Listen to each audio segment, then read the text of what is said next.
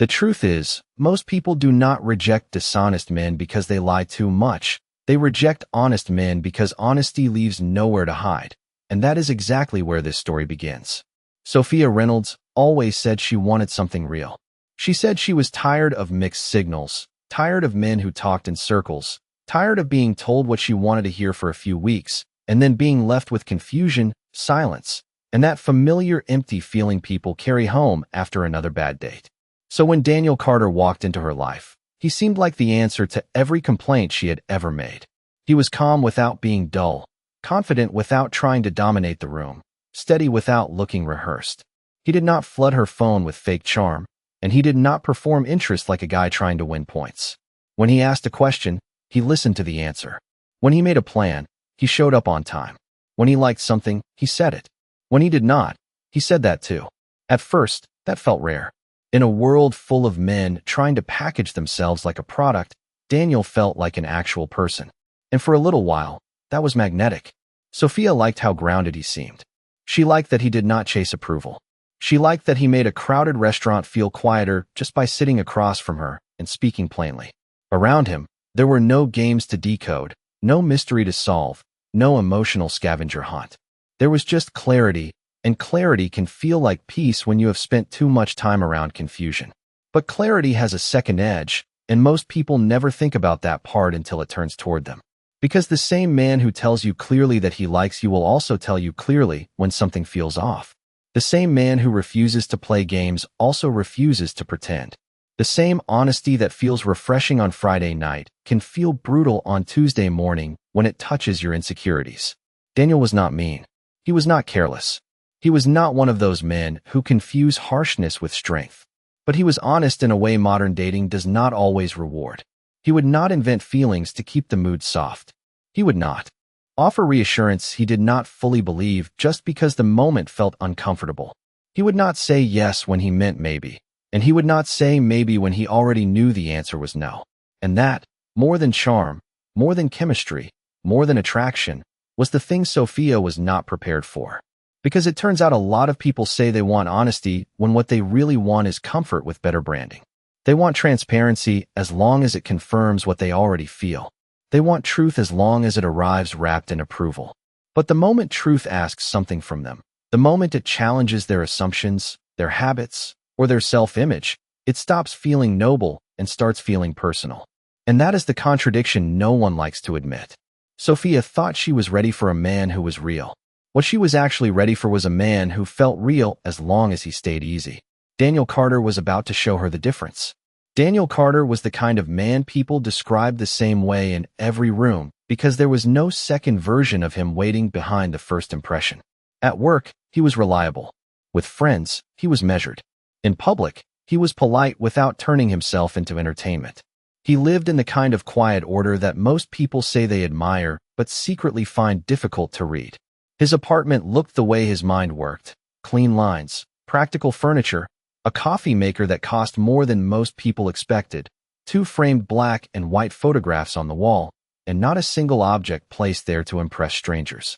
He woke up early, went to the gym before the morning rush, and kept the kind of routine that did not need an audience. Nothing about him was flashy. He did not collect attention, and he did not build his identity around being noticed. That was part of what made him stand out.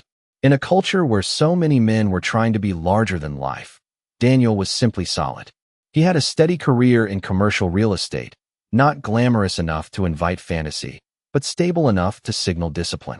He did well for himself, but he never talked like a man trying to sell success. He drove a clean truck, wore good boots, in bad weather, and spoke in complete thoughts instead of polished lines. He was not cold. He laughed easily when something was actually funny. He just did not perform warmth on command, and that distinction mattered more than most people realized. Sophia noticed that early. On their third date, they sat in a neighborhood steakhouse just outside downtown, the kind of place where the lighting was low, the iced water stayed full, and every table carried a little bit of Friday night hope. She had spent enough time around men who rushed intimacy to know what that looked like. Daniel did not do that. He did not lean too hard into compliments. He did not try to create fake closeness with oversharing. He did not make promises with his eyes. He asked Sophia about her family, about the city she grew up in, about why she left marketing agency life for freelance brand consulting, and when she answered, he did not interrupt with his own story just to rebalance the spotlight. That alone felt unusual. Most men wanted to be seen. Daniel seemed more interested in seeing clearly. That kind of presence can feel rare, especially to someone who has gotten used to emotional static. Sophia found herself relaxing around him in ways she had not planned. She liked that he never seemed nervous about whether she approved of him. He was respectful, but he was not auditioning. And because he was not chasing approval, every good thing he said felt more believable. When he told her she looked good in navy blue, it landed. When he said he enjoyed being around her, it sounded clean, not sugary, not inflated, not designed for effect. It was the emotional equivalent of a straight road after years of back streets. But Daniel came with something else too, something that at first looked like maturity and later would feel much heavier. He had boundaries that did not bend just because a moment got emotional. He did not cancel his own plans to prove interest. He did not text all day simply to maintain momentum. He did not turn every conversation into reassurance. If Sophia sent him a message at noon, sometimes he answered at 12:10, sometimes at 2:15, and sometimes after work if he was in meetings. Not because he was trying to create mystery, but because he had a life. That stayed intact when he liked someone. That sounds healthy in theory. In reality, many people only appreciate that kind of balance until they begin to feel the space it creates. Daniel was not trying to be difficult. He simply refused to make connection look deeper than it was before time had earned that depth. He believed consistency mattered more than intensity, and that was one of the quiet rules he lived by. He once told Sophia over coffee on a Sunday morning that most relationships go wrong because people start acting like they are in month 12 during week 3. She smiled when he said it, but she also remembered it because it revealed something central about him. Daniel did not believe feelings should outrun facts. He did not believe chemistry excused confusion. He did not believe desire automatically meant compatibility. Those ideas made him sound grounded, and they were grounded, but they also meant he could not be manipulated by mood. He was not the kind of man who panicked when someone pulled away a little. He was not the kind of man who rushed in harder when a woman became uncertain. He watched, he listened, and he paid attention to patterns more than words. That made him emotionally expensive in a dating world built on reaction.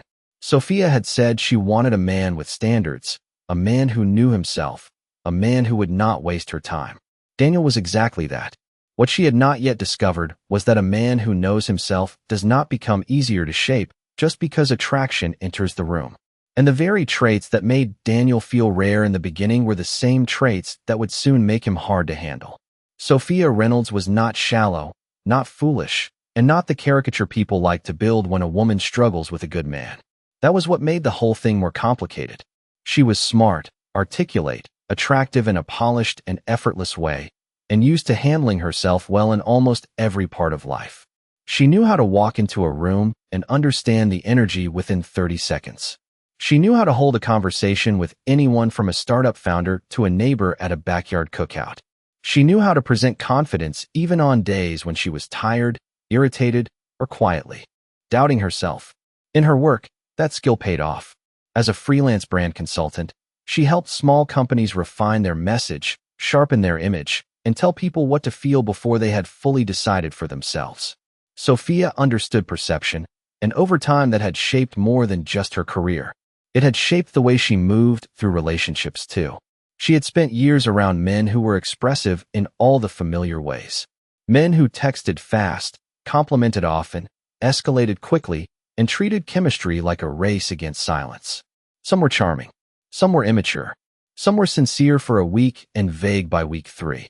Almost all of them knew how to create momentum, and after a while Sophia had become fluent in that rhythm. She could tell when a man was trying too hard, when he was losing interest, when he was keeping options open, and when he was saying just enough to hold her attention. That made her experienced, but it also made her calibrated to a certain emotional style, one built around reaction, reassurance, and continuous proof. She had told friends more than once that she was tired of inconsistency. She said she wanted someone grounded, someone emotionally mature, someone who did not need to keep the connection alive with constant noise. And she meant it, at least in theory. But theory sounds different when it becomes a real human being sitting across from you with his own pace, his own limits, and no interest in reshaping them for comfort. In the early weeks, Sophia interpreted Daniel's steadiness as strength, and she was not wrong.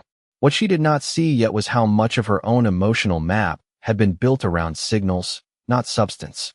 She was used to feeling secure through contact, through tone, through little moments of visible pursuit. She liked the good morning text not because it was essential, but because it symbolized choice. She liked long message threads in the middle of the day because they made a connection feel active. She liked the subtle emotional cues that reminded her she was still centered in someone's thoughts. None of that made her unreasonable. It made her modern, and modern dating teaches people to measure interest through frequency long before they measure it through character. Sophia was good at reading warmth. She was less practiced at trusting restraint. When Daniel did not text just to fill empty space, part of her admired it, and part of her quietly registered the absence.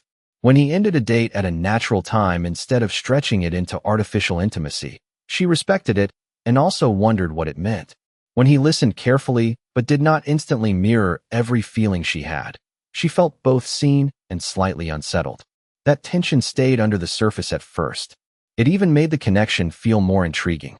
Sophia told herself Daniel was different in the best way, and she believed that, but the truth was more layered. Daniel did not activate her the way other men had, and while that felt peaceful, it also denied her the little emotional spikes she had learned to associate with desire. There was no guessing game, but there was also no dramatic chase. There was no confusion, but there was also no constant stream of validation. For a woman who had spent years navigating men through tone shifts, timing patterns, and emotional over-delivery, Daniel's simplicity was almost disorienting. It asked for a different kind of trust, one not based on stimulation but on observation. Sophia was not ready to admit that yet. She still believed she was fully aligned with what she said she wanted. But beneath the surface, another truth was beginning to take shape. She liked honesty when it arrived as calm, confidence, and clarity. She was not yet sure how she felt about honesty when it arrived as distance from drama, immunity to pressure, and a man who did not feel obligated to manage every feeling she had the second it appeared. That was the hidden fault line in her, and soon enough, life was going to press directly on it. The shift did not happen in one dramatic moment. It happened the way most problems begin, quietly, almost politely, in a series of small exchanges that did not look important until they started pointing in the same direction. By the fourth week, Sophia and Daniel had settled into a rhythm that from the outside looked healthy. They saw each other a couple of nights a week. They talked regularly, though not constantly. They had begun building the kind of familiarity that usually makes people feel more secure. Daniel knew how she took her coffee, what kind of music she played when she was working late,